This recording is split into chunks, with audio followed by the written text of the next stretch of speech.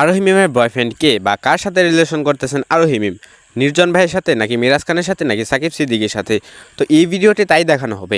কারণ আপনারা কত সময় দেখেন নাটকে নির্জন ভাইয়ের সাথে নাটক করতেছে আরোহী মিম, কত সময় দেখেন সাকিব সিদ্দিকীর সাথে নাটক করতেছে, এবং কি কত সময় দেখেন মিরাজ খানের সাথে নাটক করতেছে। তবে সত্যিকার অর্থে তার বয়ফ্রেন্ড কে বা সেই কাকে বিয়ে করবেন এই নিয়ে বিস্তারিত জানানো হবে এই ভিডিওতে।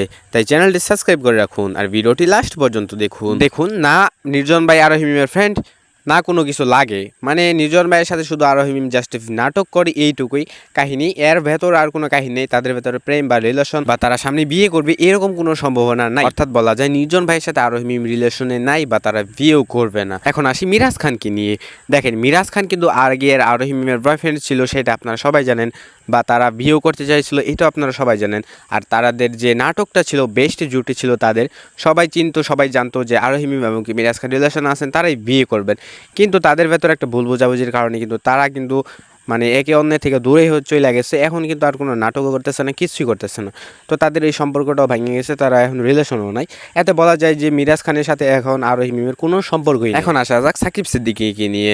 দেখেন সাকিব সিদ্দিকী কিন্তু আগে আরোহী মিমের সাথে শুধু ফ্রেন্ডই ছিল, তাদের ভেতরে রিলেশন ছিল না বা তারা বিয়ে করবে এরকম কোনো কথাবার্তাও ছিল না।